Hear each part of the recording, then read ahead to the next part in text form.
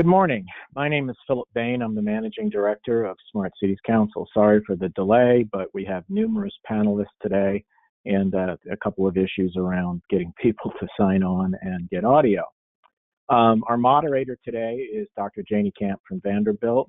Our two primary speakers are Dr. David Alexander from the DHS Science and Technology Directorate and Dr. Russ Clark from Georgia Tech.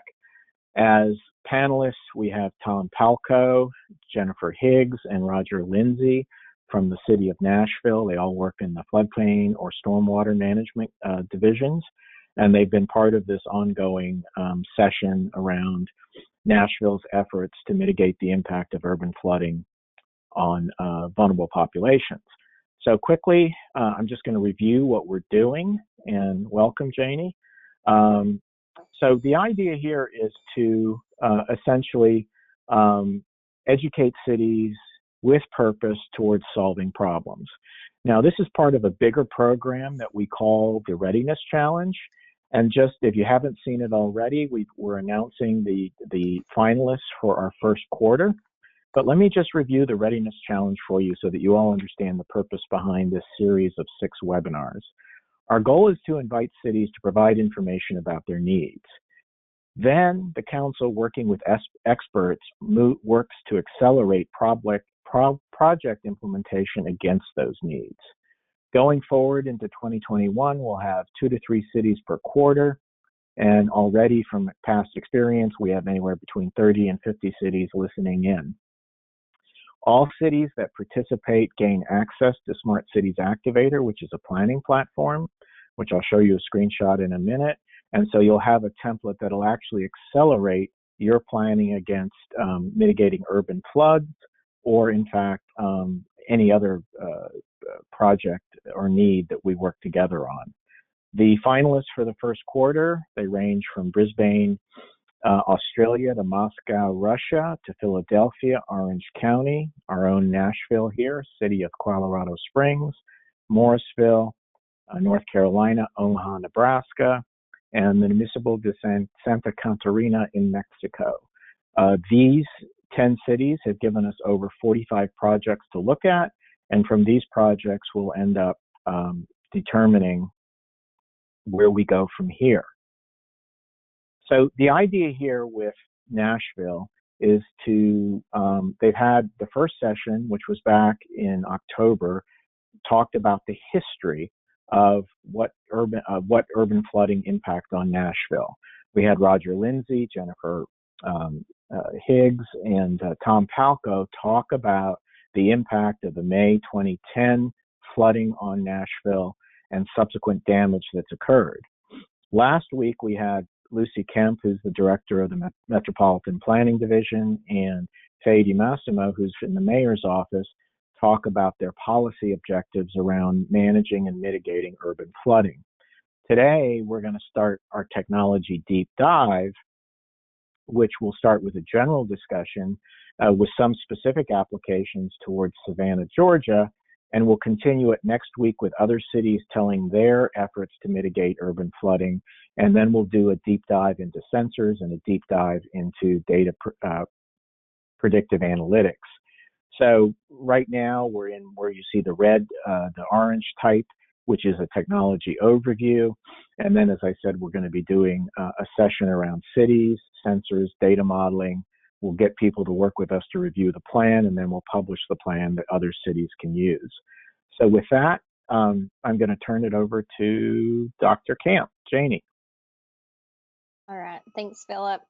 It is my pleasure to introduce Dr. Russell, but goes by Russ Clark,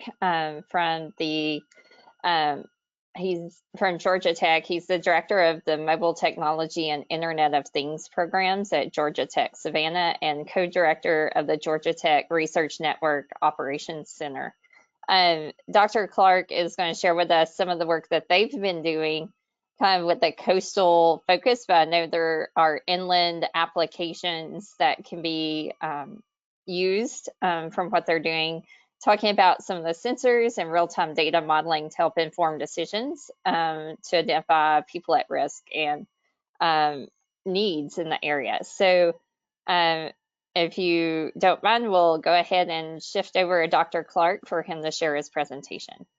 Thanks, Dr. Clark. Are you ready? I am. Good morning, everybody.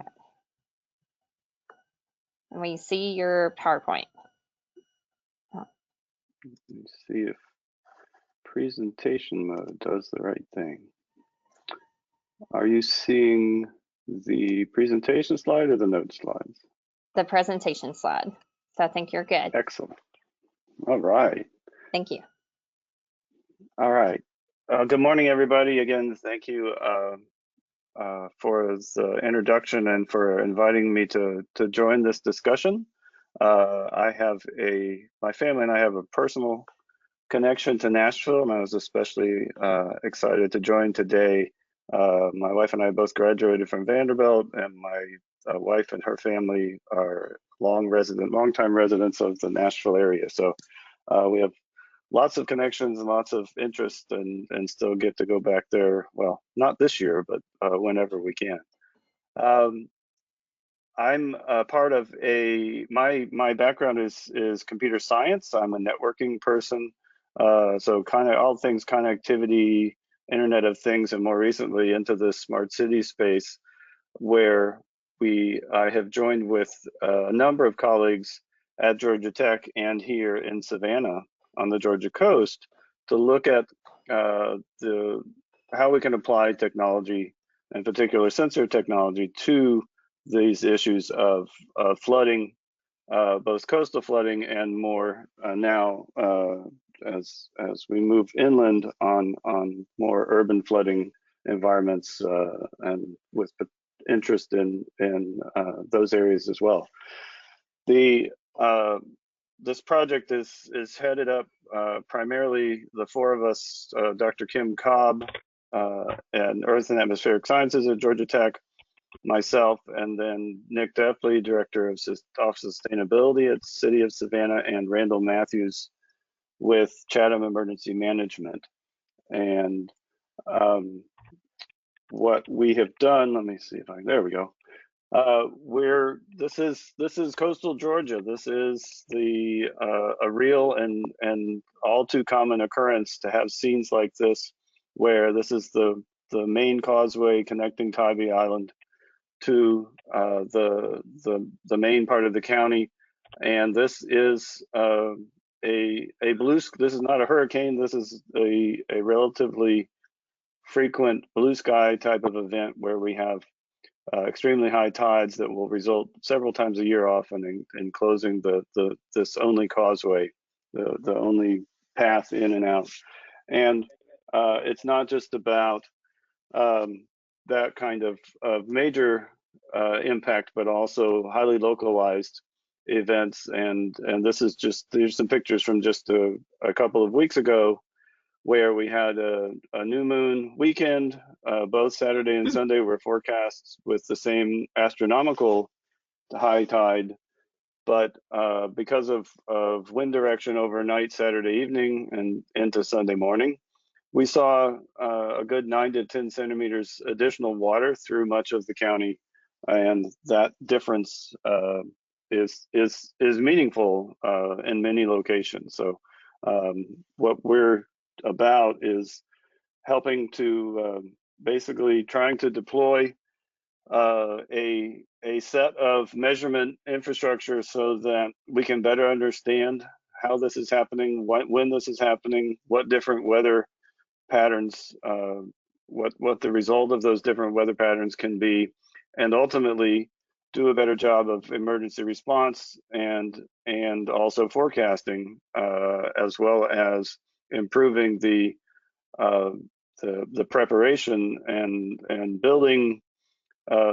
codes and requirements to make all of this, make the community more resilient and better prepared. And education, what I've been particularly excited about with this project in the short couple of years we've been doing it, is how much the education connection, including working with the school systems, but also in the community awareness and engagement with the community that's so critical for the success of the project. And so all of that is part of what we're about. A huge group, amazing team of partners and folks working on the project directly, as well as related activities in and around the coast. And it's been a while it's been primarily initiated with the city of Savannah and Chatham County. We are blessed to have this large group of partners, and I'll especially identify the Georgia Smart Communities Challenge, where we received some of our initial seed funding, as well as the Georgia Department of Natural Resources Coastal Resources Division, who has provided some funding to work on the portal and dashboard technologies so that people can see and understand what's going on with the sensor data. Just some of the names of additional people that are involved, and special shout out to sort of a broad group of faculty across campus in earth and atmospheric sciences, in civil engineering, as well as computer sciences. And then, of course, the city, the county, and our amazing partners in the community engagement, Dr. Mildred McLean, who leads the Harambe House and the Center for Environmental Justice here in Savannah, as well as the educational partners with Jenkins High School and the teachers there. We're in a time of increased flooding. Sea level rise is real on the Georgia coast and measurable. The 69% of our major flood events recorded in the last 100 years have happened since 2015. And we know that 1 to 4 feet of sea level rise is very likely for us, with even more a possibility. So what did we set to do about it? We we joke that sometimes people will misconstrue our work and say, hey, they're doing something to stop sea level rise. And of course, that's not a reality. That's not something that anybody in this project has the ability to do. What we have the ability to do is help the community better prepare for it, help the community better understand where flooding is happening and where the trends are. And so what we've done is take a approach of, we want a high density deployment of sensors, and in order to do that, of indicators of water level, and in order to do that, we have to drive down the cost. And so the technology we have come up with is around $250 in parts, standard off-the-shelf equipment, very simple, low-cost installation. You can see literally we hang off the side of the bridge. We don't want to have to bring in a crane or a boat, but we want to come up with a way we can do this and maintain it with low cost. And then the other piece of it you see mentioned is this, and this is my background and experience in networking and communications, is the low-cost LoRaWAN communications that you can think of it analogous to cellular or Wi-Fi, but with a very fit-for-purpose goal of very low power requirement, ideal for these kinds of low data rate applications where you just need a few bytes of information periodically. In our case, how high is the water every 5 minutes? And so we've deployed, as part of this, this gateway infrastructure that gives us this backbone for Internet of Things, for smart cities communication. And what's important for the community is that now that we provide this backbone for this primary application of water level monitoring, we can support all sorts of other applications. The traditional smart cities applications, and I'm sure many of you are aware of, smart parking lot spaces, smart trash cans, etc. But also a rich set of these environmental and air quality sensors across the county that have just been becoming as much an important part of the project as the water monitoring. So fun stuff. To date, we have about 50 sensors deployed in about 15 gateways around the county. Where are we headed now, and what are we doing?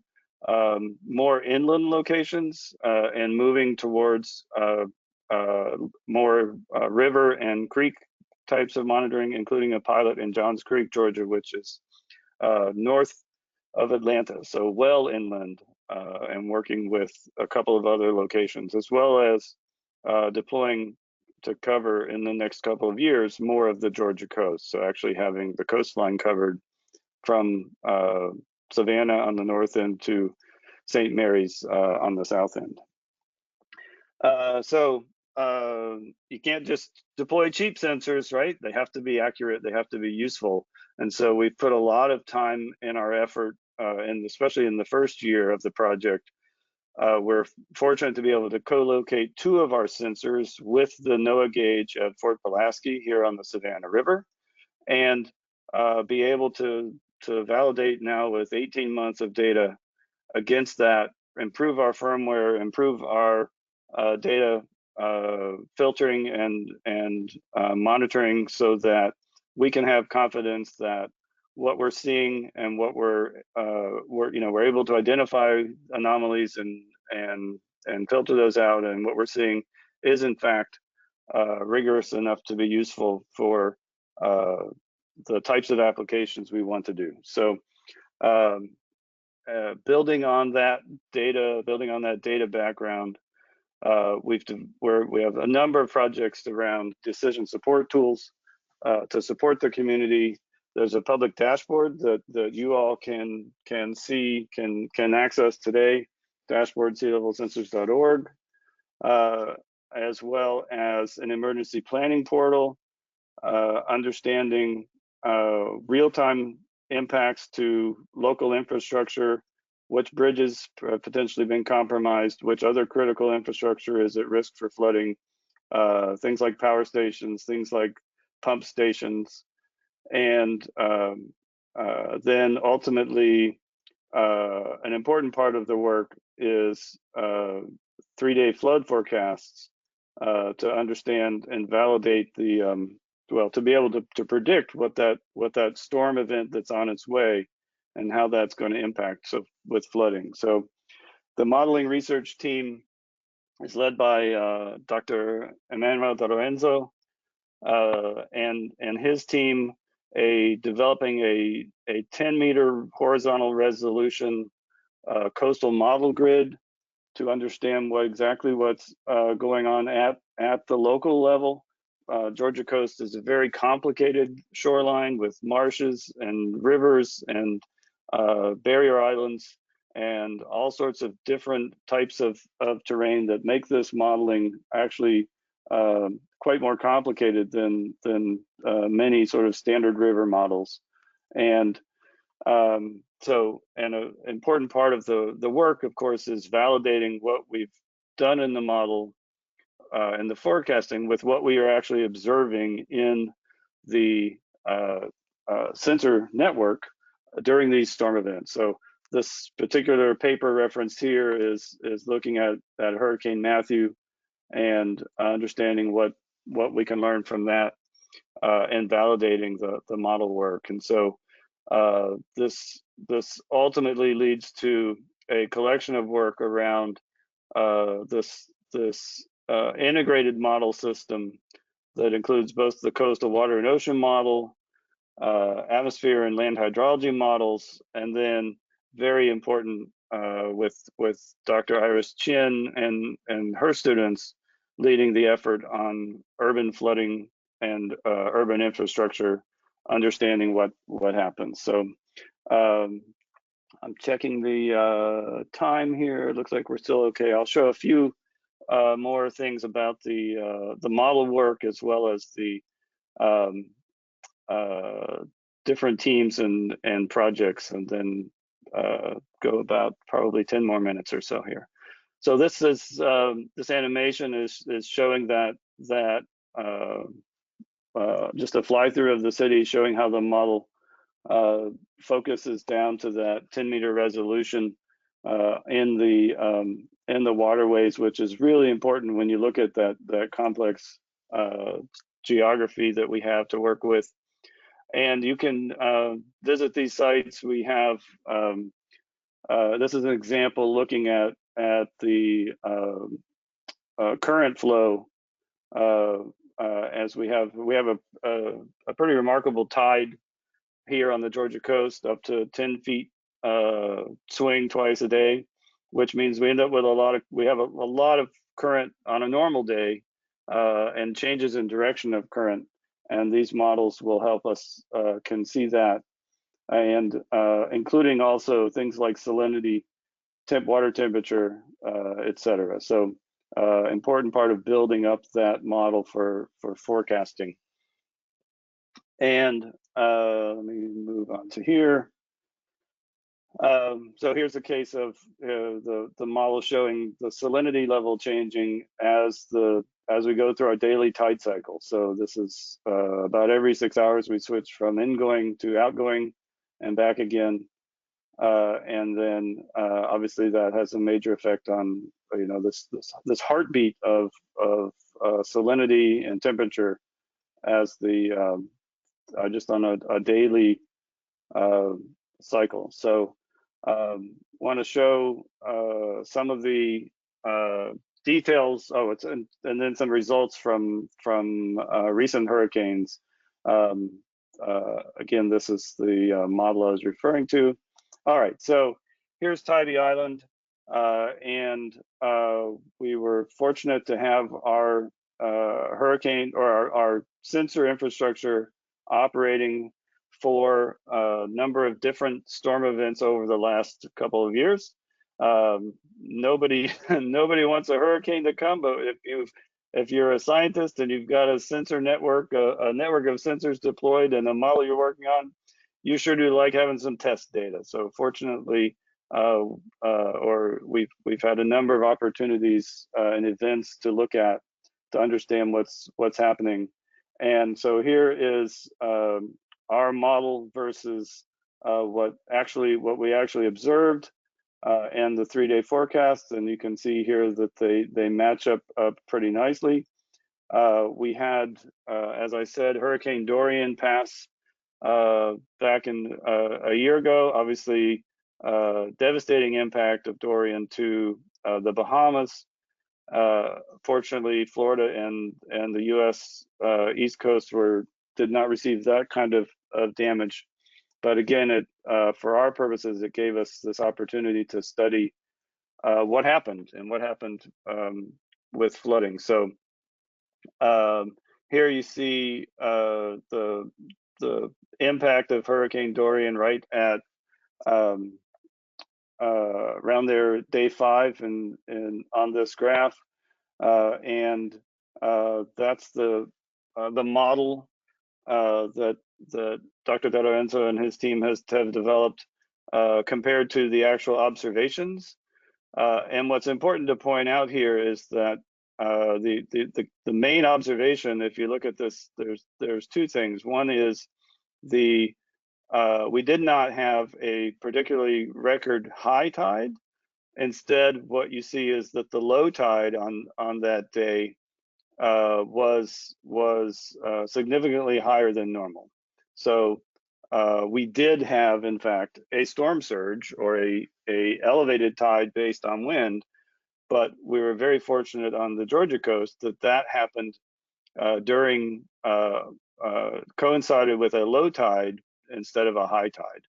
So what we can do with our model and actually I also want to point out that if you go back 5 days, you see that the peak for those first 2 peaks are actually higher than our highest water during Dorian. That is normal lunar cycle. That was new moon similar to what I showed in pictures earlier. That's what was happening. So our new moon tide is actually a foot higher than say our mid-month tides. And so what we wanted to do is, what if Dorian In fact, the peak winds of Dorian had passed 6 hours earlier to coincide with high tide. Now we have a combining those effects. Now we have a plus 6 feet event that in fact would be higher than anything ever recorded on the in Savannah. From an education point of view, from a community awareness point of view, the key message here to just right off the bat is yes, we did not have significant flooding from Dorian, but we didn't miss it by much. And so that kind of preparation, the fact that we evacuated, the fact that we prepared for that flooding is still important, and because the next one might not get so lucky. And then, so what happens to Tybee Island if the storm had come 6 hours, the heart of the storm had come 6 hours earlier? And then we can run these models and include sea level rise, for instance. And what if they had come coincided with high tide, but at 50 years from now? So with an additional 4 feet of sea level rise, now obviously major destruction, and the island is mostly underwater.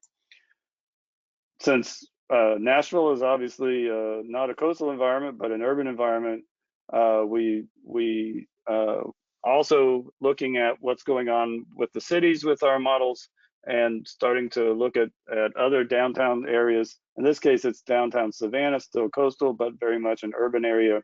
And we see what would happen with the 6 foot tide difference. And then we, in our work, are very interested, very concerned about the different impacts to different vulnerable groups in the community. And so we compare we always compare the flooding impacts to things like the social vulnerability index, where we and can observe obviously that in many cases, like in here, the high ground, which is not impacted by flooding, which is the heart of the old town of Savannah, the old Oglethorpe plan, if you're familiar with the Savannah area, that's built on high ground. It's also the wealthiest and in many ways least vulnerable parts of the community, and it's these lower lying areas that indicate the most vulnerable populations. And of course, again, we can do that same model against sea level rise. So I mentioned our work with Dr. McLean in the Harambe House. The community engagement part has become and is critical to the work that we're doing. And so as we work with the community, and specifically working in several of the areas that are some of the most vulnerable populations, and targeting both our community involvement and our outreach, as well as the sensor deployment projects, not with just sea level, but big emphasis right now on air quality and highly localized air quality and temperature for urban heat island detection. So again, important part of the work. Just a few more slides, a couple more slides here. This is our emergency management portal team working on the inundation tools, as well as the dashboard for the emergency responders. That's Randall Matthews on the bottom left, our partner at SEMA. Educational partnerships have been very important. Most of the sensors that we've installed are actually assembled by students at it's Jenkins School of Engineering, a high school here in Savannah. And we've also developed and that's part of a curriculum that the teacher there has worked with us to put together for the students. And then Also, for example, a curriculum around sea level rise for middle school with targeted middle schoolers that is available publicly. Anyone can use it, and it specifically uses the data from our sensor network. One of the most exciting to me engagement tools that we have used in the community is something called the Map Room, developed by Dr. Yanni Loukisas at Georgia Tech and his students. And this involves a projector shooting down on a big piece of paper, and then everybody gathers around that paper with markers. Obviously, this was a pre-COVID picture. We've had to adjust some of these engagement strategies this year, but still turns out to be a fantastic way for people to engage around community issues like flooding, like trash, like pollution, like air quality, like water quality, etc.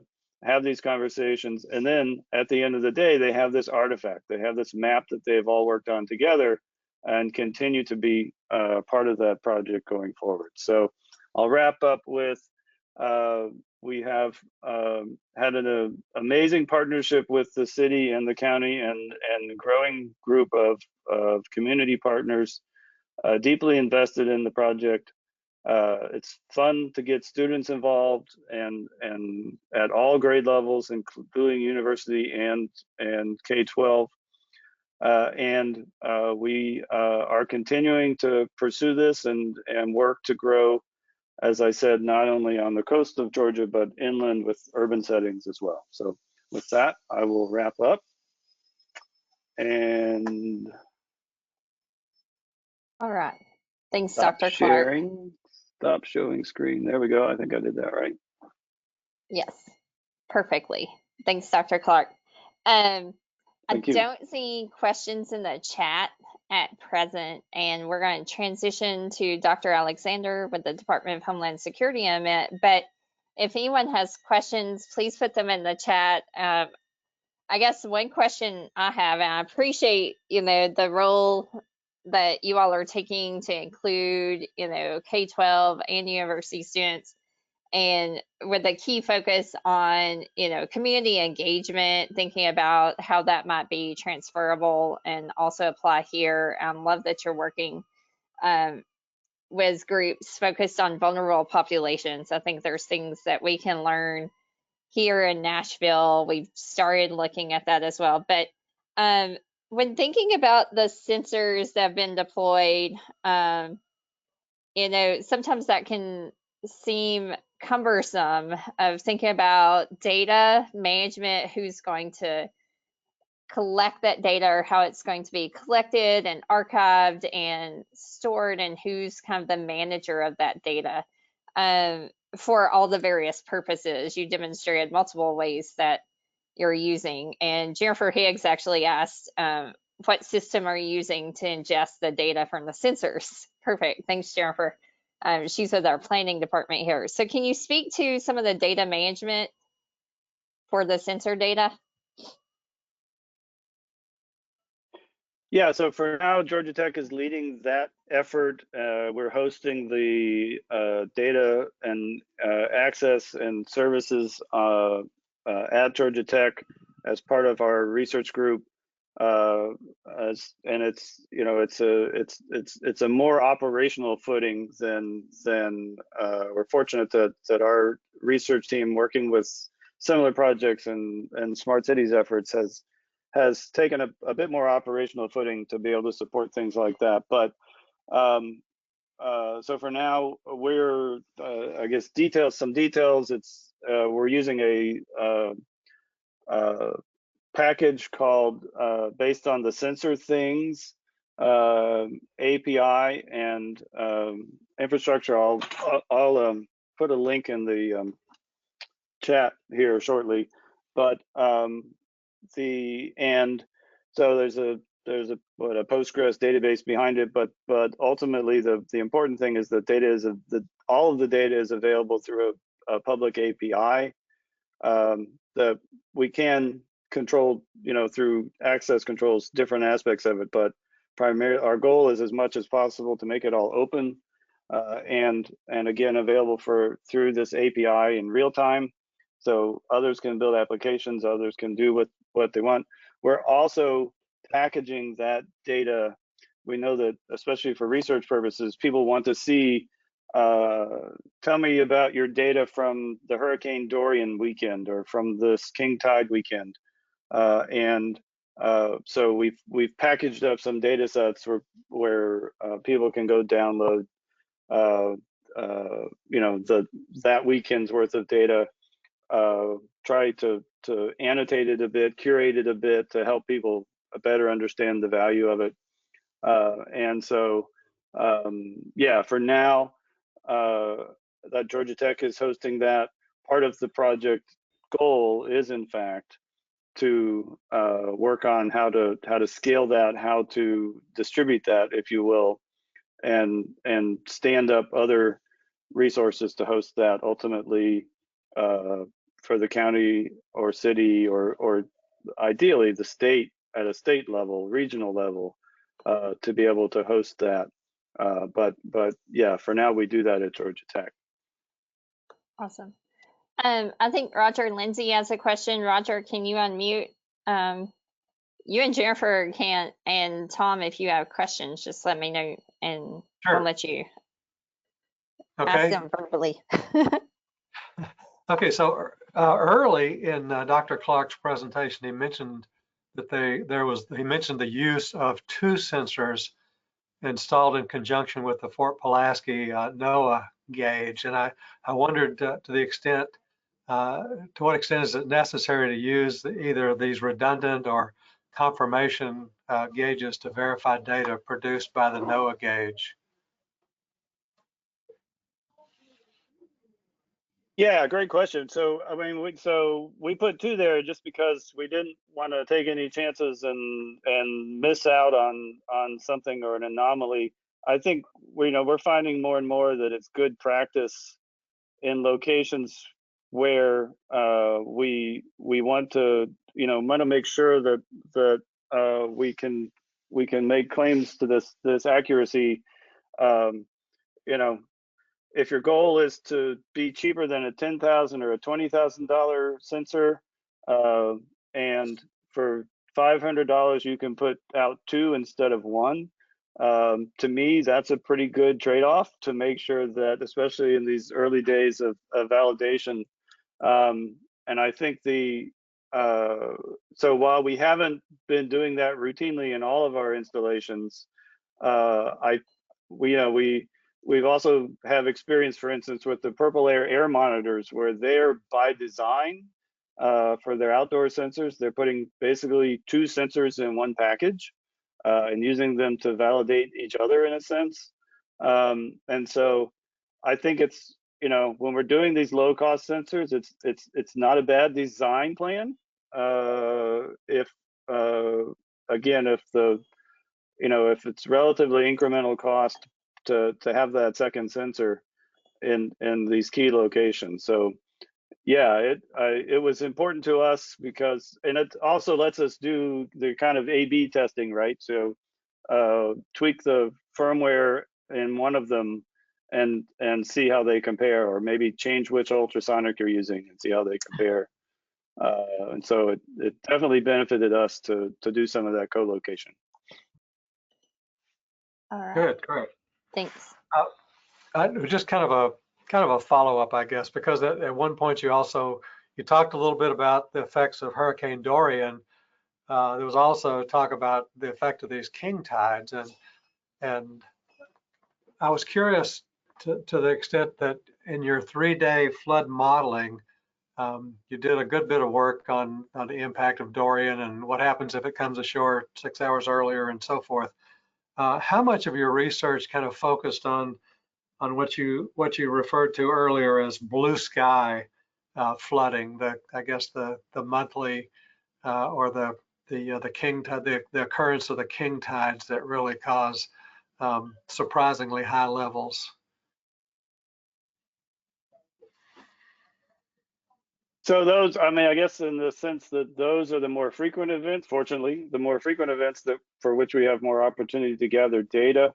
You know, a big part of what motivated this goes back to the previous 2 years. So 4 and 5 years ago, we had Hurricanes Matthew and Irma visit the Georgia coast.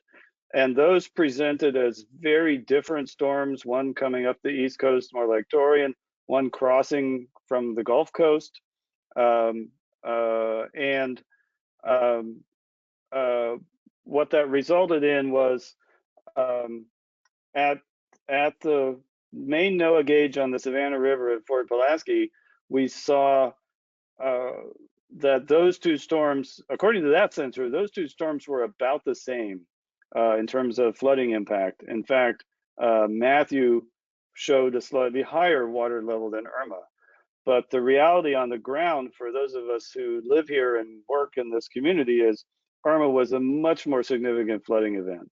And it was primarily due to the fact that we had multiple days of sustained wind with this much more slow moving storm, much bigger storm that basically, and the timing with the tide cycle that allowed the water to pile up and not pile up sort of uniformly across the coast, but in different areas and different pockets. Basically, if you were open water southeast facing, the water piled up more essentially.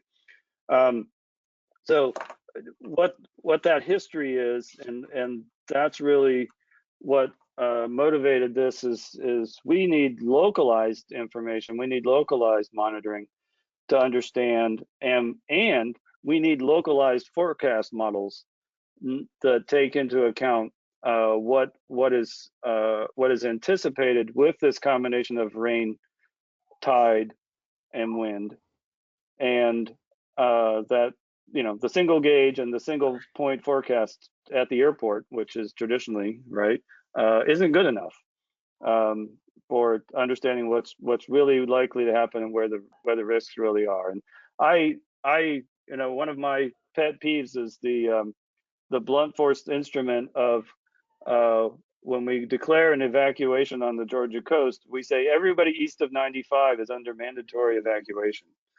And that's just nuts. And it leads to too many people ignoring it because there are so many people that are not at risk and from experience, in that area have not experienced damage. So we need to do a better job of more accurate forecasting and more accurate, meaningful, evacuation notices, action plans. All right. All right. Thanks, Dr. Right, Clark. thank Thanks, Roger, for the questions. And if time allows, we'll have some more opportunity for Q&A with Dr. Clark. But I think at this point, in the interest of time, we're going to shift to Dr. Alexander, who's a senior science advisor for the Department of Homeland Security. And Nashville is, as we think about this, I'd love to, have a focus on, if we get a chance later with Dr. Clark, about best practices and how do you decide, where you put the sensors as Nashville considers moving in that direction to inform decisions. So I think Philip is going to run the slides for Dr. Alexander, and we have him on the phone. Yeah, I'm here, so I'll run the slides for Dr. Alexander. Welcome, Okay. Dr. Alexander. Yes. Yeah, everybody hear me okay? Yes. Yes. All right. All right. Well, it's a pleasure. I appreciate the opportunity to speak to the group today. I'm going to kind of take a little bit of a high-level perspective and then kind of go into a little bit deeper into some of our science and technology investments, really trying to introduce the group to our more of our larger portfolio of R&D around resilience and technology that has applications to flooding. So if you want to flip to the next slide, I always like to have a couple of high-level introductory slides for folks that may not be as fully aware of the breadth of the challenges and the scope of the Homeland Security and how we fit into that mission space from a science and technology standpoint. So slide that you're looking at on the screen is really just trying to emphasize that disaster risk affect us all and impact every aspect of the nation. These are not, it's not just coastal states, it's not just Midwestern states, but pretty much everywhere in the country we face disaster risk, both from flooding, which is all forms of flooding, urban flooding, flash flooding, heavy precipitation, inland flooding, as well as tidal and coastal storm flooding.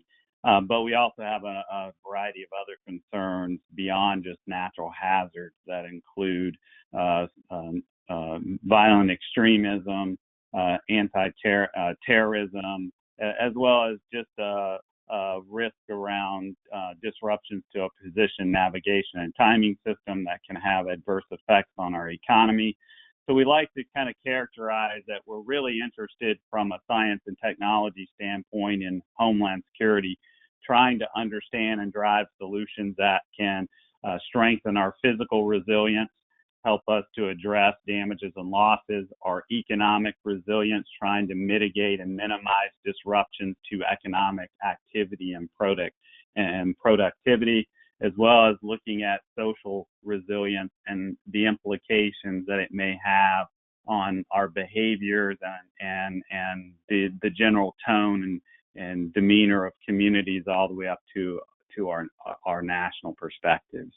You want to flip to the next slide? So that being said, this is not just an important topic from a science and technology standpoint.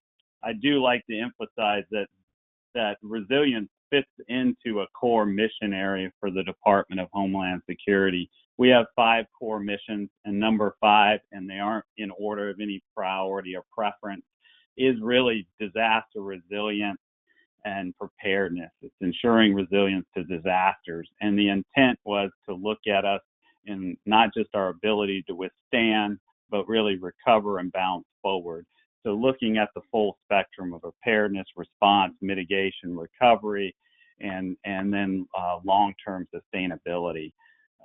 And the idea was that we would start to pursue science and technology to improve the effectiveness of response, recovery, prevention, interventions, and protective measures, improve individual and organizational preparedness, both from a financial and workforce resilience standpoint.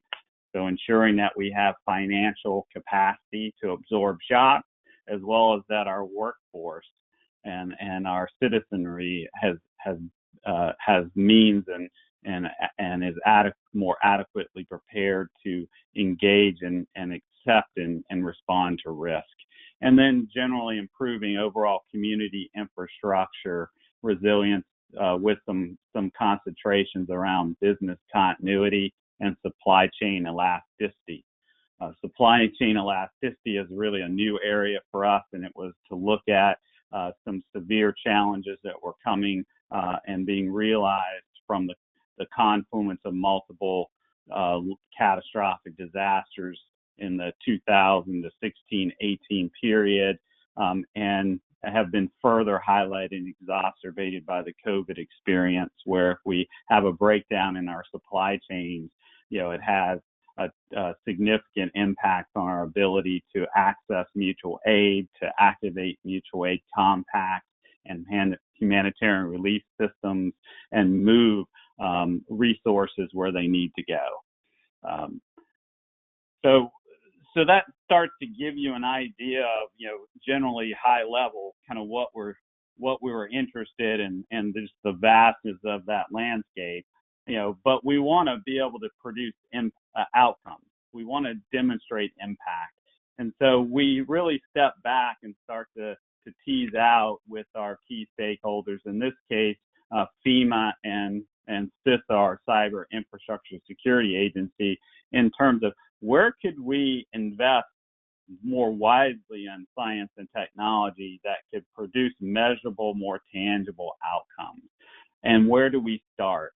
So if you flip to the next slide, slide 5, I think it is, it was to kind of say, well, where do we have, high risk high levels of concerns, and where do we have fertile areas of collaboration with the public and private sector, as well as commitments from our components like FEMA and our key stakeholder partners.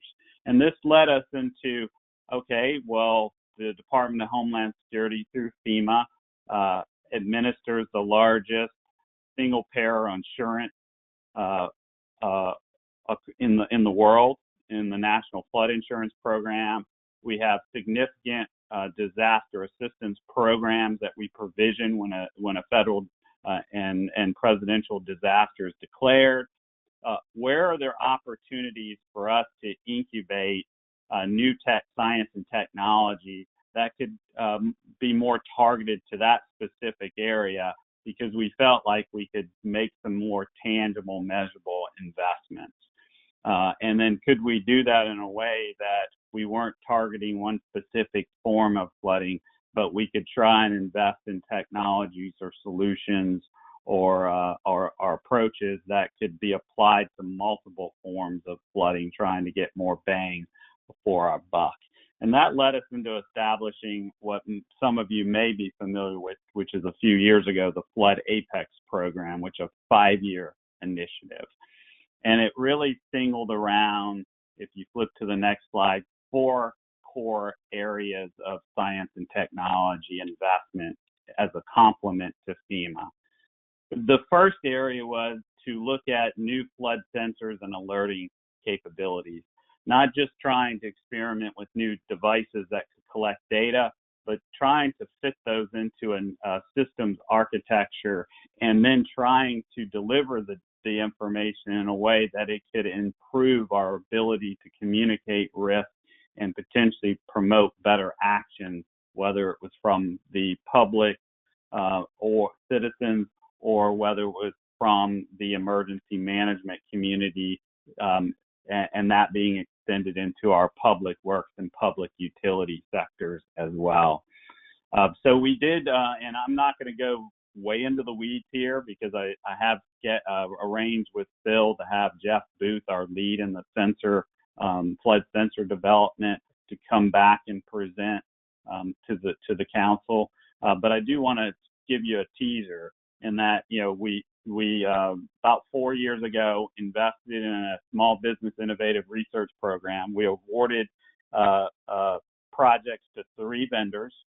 And the idea was, could we develop sensors that were low cost, that could be deployed in multiple scenarios, whether it was dry locations or in saturated locations, whether those were fresh water or salt water, and what could they have at least a shelf life of 3 to 5 years, and could they have multi-modal communications, recognizing that you may not be able to access a local network infrastructure, you may need to access a radio, satellite, or cellular communications.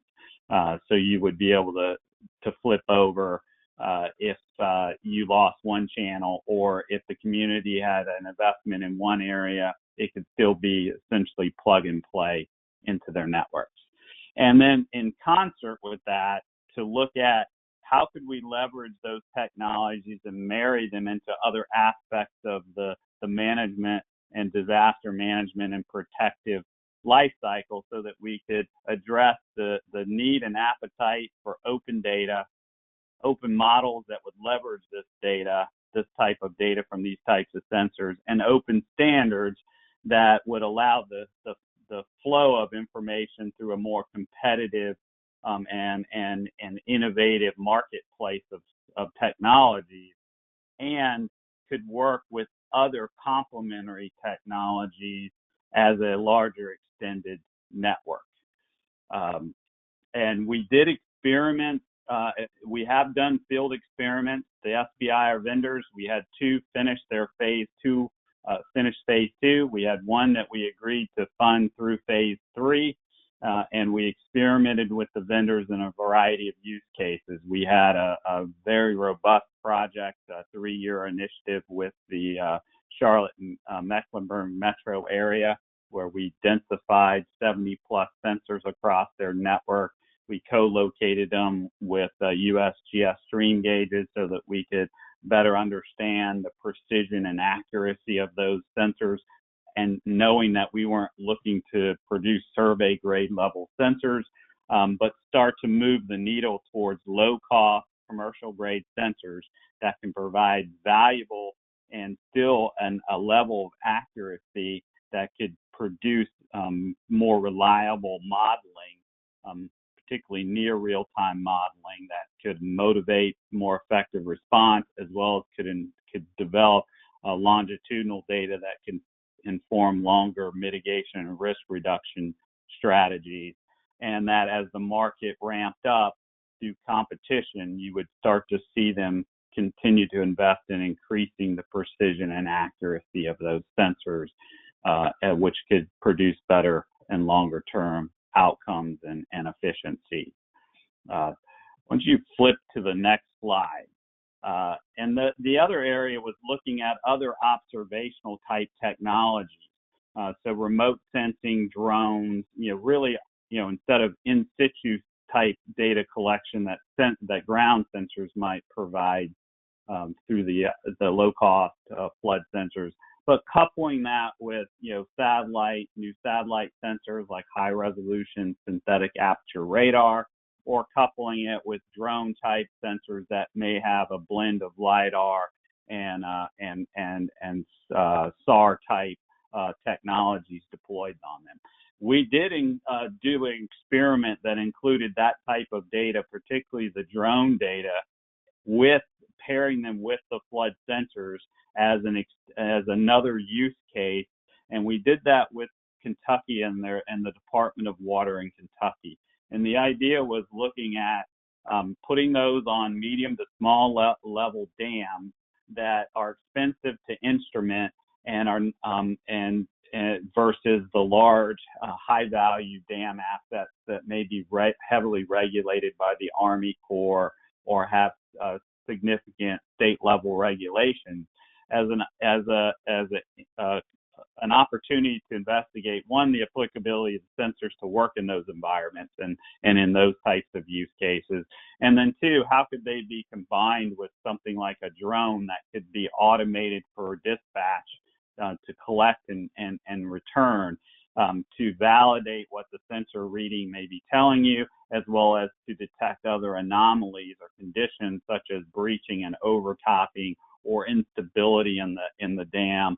And then connect that back with the dam safety regulatory databases to see if you could start to use that as a way to increase efficiencies in determining which dams you haven't been able to inspect recently.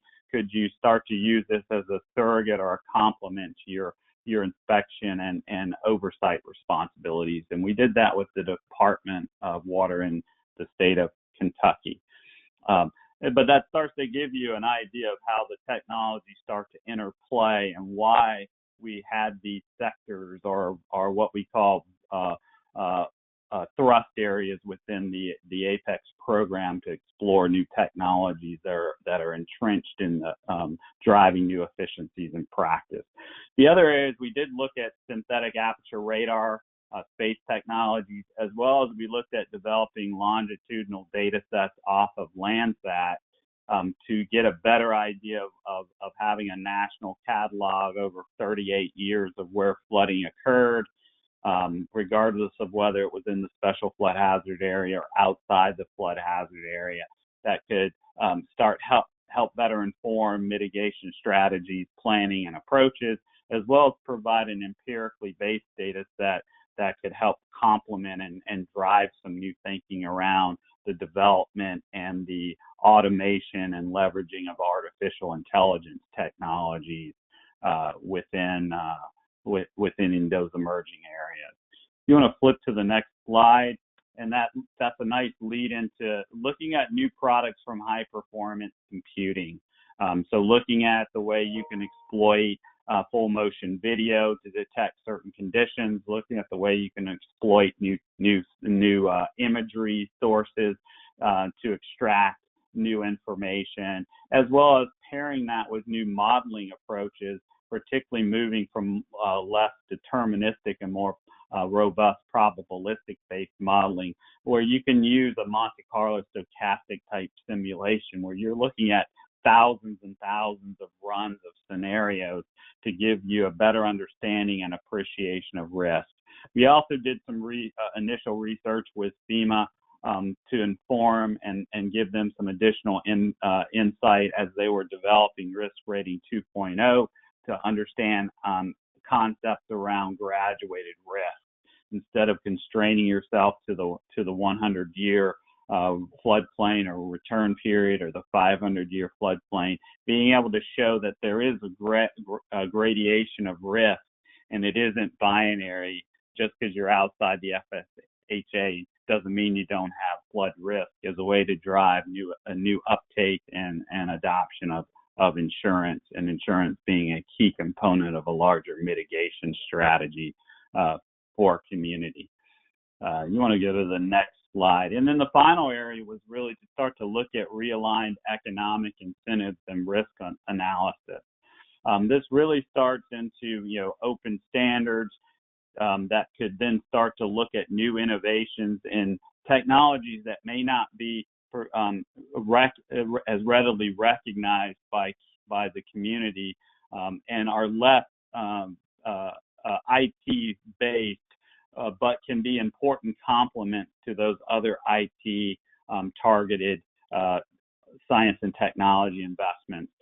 So, and it goes hand in hand, this thrust area with standards. So I will finish off with just a couple of slides on standards just to give you better context, understanding to that relationship.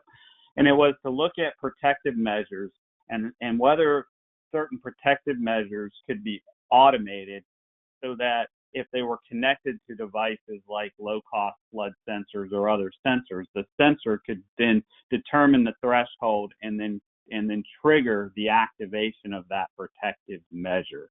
And that provided a nice segue into could you then start to optimize both the deployment as well as the production of those products.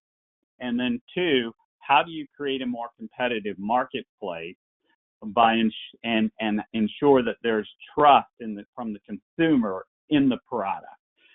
So that led us to looking at particularly opportunities around new products and technologies and floodproofing standards and floodproofing that could be then linked to our IoT flood sensor type devices, i.e. a barrier protection or our shut-off valve device that now is connected to the IoT sensor. The IoT sensor determines that there's an influx of water in an area. The water is reaching a threshold or velocity that now it's going to automatically activate that protective measure and then provides a larger level of resilience for the stakeholder. And also the floodproofing standards, we started with the old flood abatement standards, ANSI 2510. We looked at it, we partnered with Army Corps, we partnered with, of course, with FEMA, we partnered with the ASFPM, who has had a long history with floodproofing and floodproofing standards and certification, as well as FM approvals, which is a component of FM Global, which is one of the largest insurers and reinsurers in the marketplace, particularly in the commercial marketplace, with the intent that we could start to inject new and incentivize new innovation. If you flip to the next slide, because I don't want to spend a lot of time, but I do want to spend a little bit of time on this, is to kind of give you an idea of what those ANSI standards are and how the new version of the standard has gone from abatement to now it's a national standard for flood mitigation equipment. And the context of that is that we actually worked with ASFPM and FM approvals to look at flood sensors and to give us some recommendations and to contemplate how 2510 may be updated in a way that devices like the IoT flood sensors could then become categories within the ANSI 2510, so that you're driving an intersection or interrelationship between complementary solutions that can create and stimulate a more robust and more viable set of options for floodplain managers, as well as facility mitigators, risk managers, or they may fit individual-based mitigation actions. And it includes a testing and certification program that's led by FM approvals for the hydrostatic testing, and then Army Corps for the physical testing. If you flip to the next slide.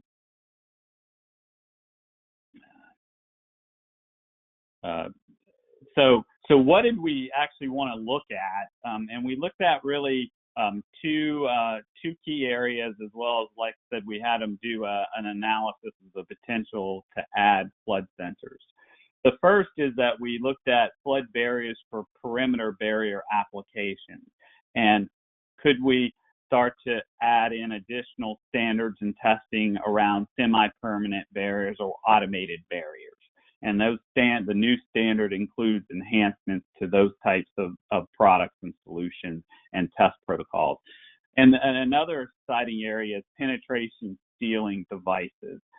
So this is new things like glazing, that if you were a waterfront property and you have a view and you don't want to obstruct your view, you could use transparent glazing type products that enhance your level of protection, but don't disrupt some of the aesthetics that are driving the viability of your business, as well as they have other incentives and applications. But it's a new area, and we were able to work through consensus to develop some new standards around those sealant barrier protections.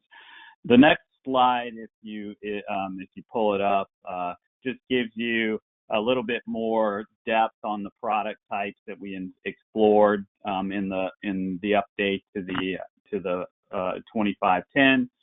So perimeter barriers, opening barriers, flood mitigation valves. These would be things like water shutoff valves that could automate and reduce flood risk, particularly basement risk or in-building risk, but also could lead towards connecting outdoor sensors like the flood sensors that could then activate other protective measures in the building. Mitigation pumps, penetration sealing devices, as well as flood glazing that I just commented on. And then the next slide just gives you just a nice slide that captures just a synopsis of having a standard is great. Not having the facilities and the capacity to test and certify products against that standard makes the standard of little value. So we do have a strong cooperative with ASFPM, FM approvals, as well as Army Corps through the National Flood Barrier Testing and Certification Program. And the next slide just is just a follow-up to give you, the different types of levels. We've had several new vendors go through and get certified, both for some semi-permanent barrier products, as well as some new glazing sealing products as well. And then the last slide, which I'll close, is saying, we didn't want to just stop there of creating cool technology and tools and devices that were affordable, maybe had some manuals that can make them easy to deploy and some best practices on how to deploy them. We didn't want to just stop with new data and standards. We really wanted to start to drive those into practice. So we've had a strong partnership with FEMA, and particularly the Building Sciences Division within Mitigation, on working with them as new standards, particularly like 2510, come out and are enhanced, ensuring that just like they're moving to better instantiate business codes into their different practice and guidance, also referencing these types of standards and solutions as a way to drive into practice and institutionalize to get better adoption and acceptance and fast-tracked acceptance of those technologies. So hopefully that gives you a pretty good idea of the breadth of some of the R&D that we've been pursuing around the flood problem and challenge for the nation. Gave you a little bit of concrete examples on some of the research that and development that we've done, and some of the experiments to demonstrate how it can be applied, and emphasize that these solutions, and when applied more collectively, can produce a much more robust and effective risk reduction plan for local communities.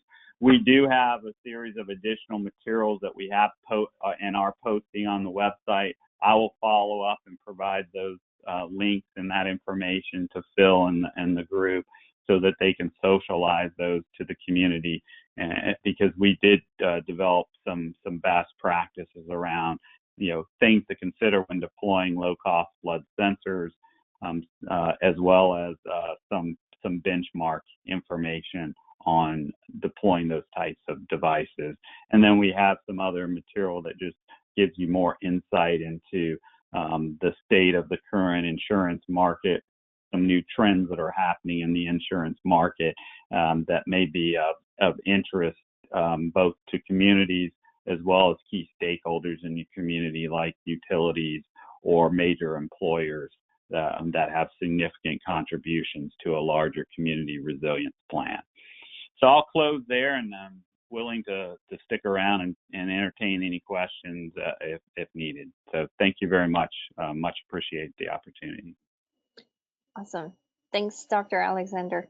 I love the connection between, the sensors and thinking about, the Internet of Things and the sensors triggering, ways to divert or put up barriers for flood resistance. And that's something that we might want to consider for Nashville, given that we have areas where the infrastructure is just, stormwater infrastructure is old and at capacity, and we just cannot easily rehabilitate that in some neighborhoods. But maybe an option would be to install sensors and identify areas that could be flooded, right. Some larger detention ponds or something like that, where green infrastructure just can't solve the localized flooding problems. So I think very good comment. I just take a moment and just expand on that point. We have been discussing and working with FEMA and mitigation, because this is particularly acute around cultural and historic preservation sites. Those are sites that you can't, like you mentioned, have limits in terms of how you can retrofit and rehabilitate them. And so there are some options that we've explored with FEMA around using some of these automated barriers and sensors that could be fitted in a perimeter setting that could help strengthen the resilience of those types of facilities as well. Awesome. I do want to open up to Tom or Roger or Jennifer to see if you all have any questions as part of our panelists representing the city of Nashville. Do you have any questions for Dr. Alexander? I have a few more if you don't.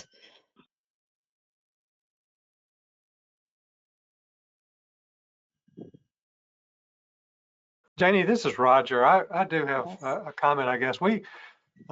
Dr. Alexander, we have what I call a flood forecasting tool that we've developed since our flood in 2010. We call it Nashville Safe.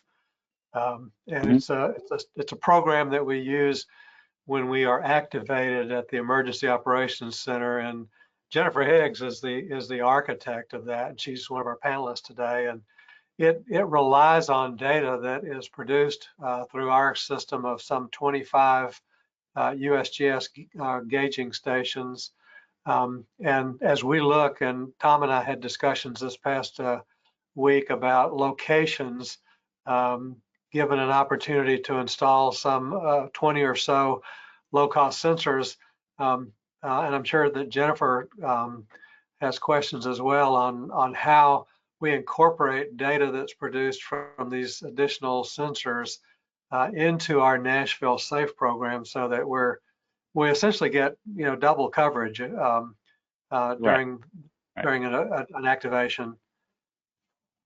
Yeah, I mean, that's why I said we did produce some products that we cleared to share with the public that I'll point you to that came out of our work with Charlotte Mecklenburg. But that's the exact same challenge they had. They had an existing flood information notification system. It relied heavily on their distribution of USGS gauges.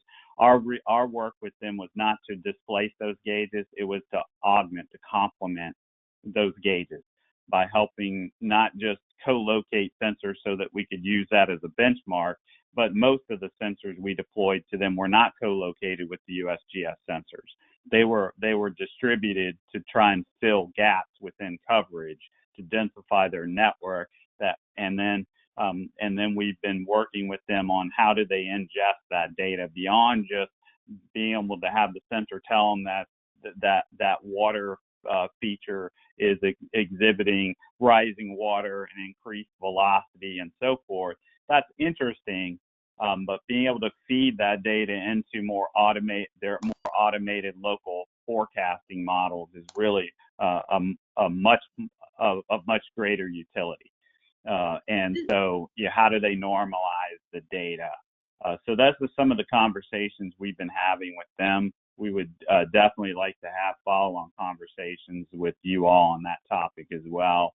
I'm not sure anybody knows the definitive answer, but it's an area we have explored and could share some knowledge. And of course, I can share those products with you that can give you some insight and some thinking that we did with Charlotte on some questions and things that you need to consider as you start to design a more robust sensor network. Great, thank you. Jennifer. Thank you. Jennifer, I believe you had a comment or a question.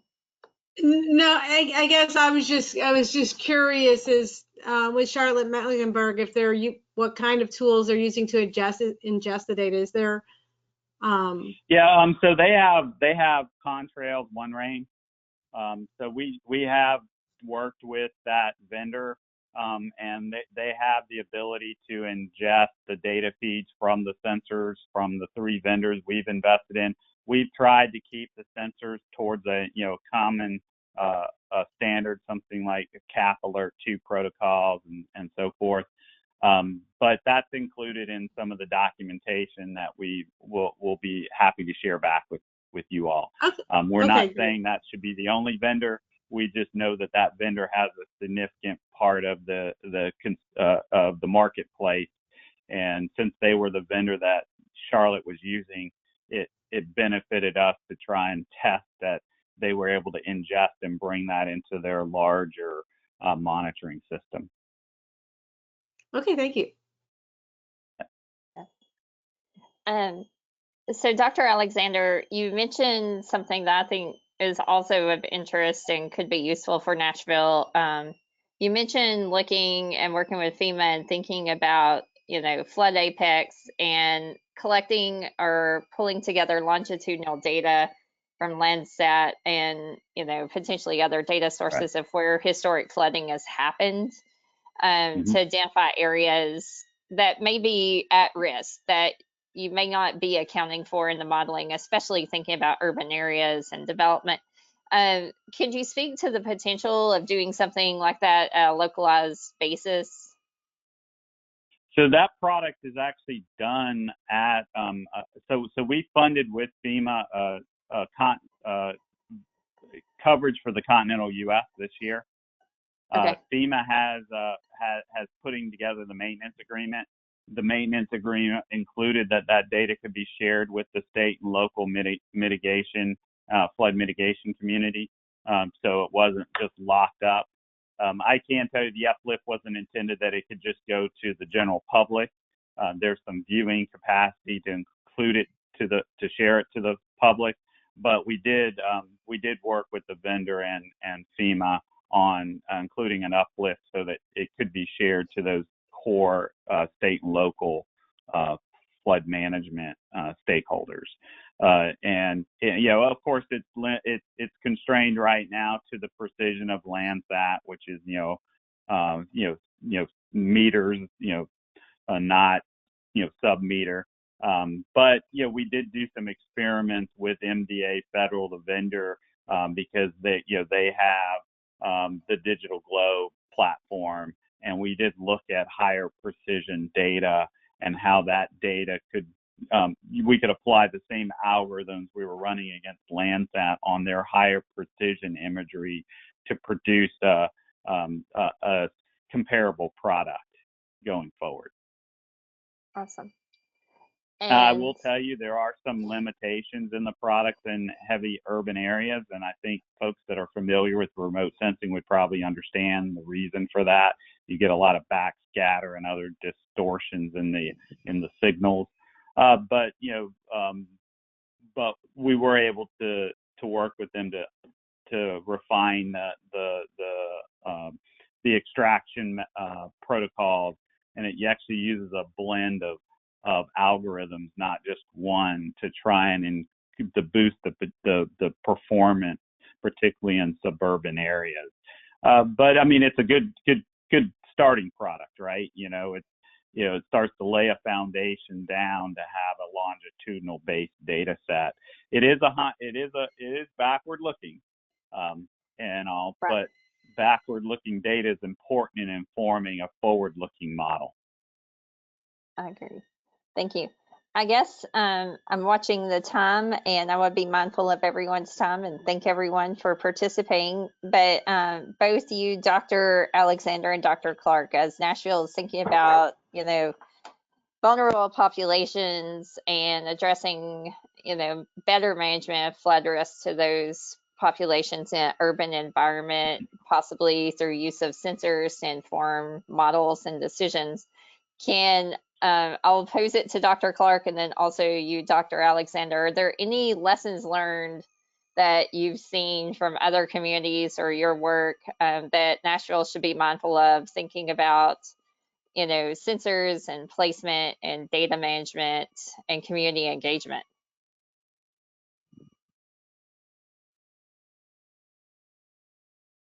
Dr. Clark, are you still with us?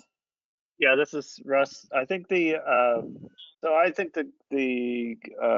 the community engagement, I mentioned the education component and specifically getting involved with the school system and at the school level has been huge in terms of paying dividends in getting the community to pay attention to the work and to the messaging. So I would definitely encourage that kind of direct engagement. Find those champions within the school system that will be willing and to bring this into the classroom as partners. It just, I never could have anticipated the value from that. It makes sense, but certainly didn't appreciate it until we got into it and have just, so happy we did. Awesome. Thank you. I too value working with the schools, and I think others on their panel do also. So thanks. That's a unique lesson learned to contribute. Dr. Alexander. Yeah, I definitely echo those same points. I would just add that I think when you're looking to engage the community, you should not just seek out the traditional players, but you should also pursue non-traditional players, and you should try and make sure that you have a balanced representation. So if you have highly vulnerable areas, you should encourage and really seek out those members being on any kind of engagement effort, as well as your major charitable organizations, as well as public works. Public works shouldn't be perceived as an afterthought. They really need to be brought in as part of the ongoing solution.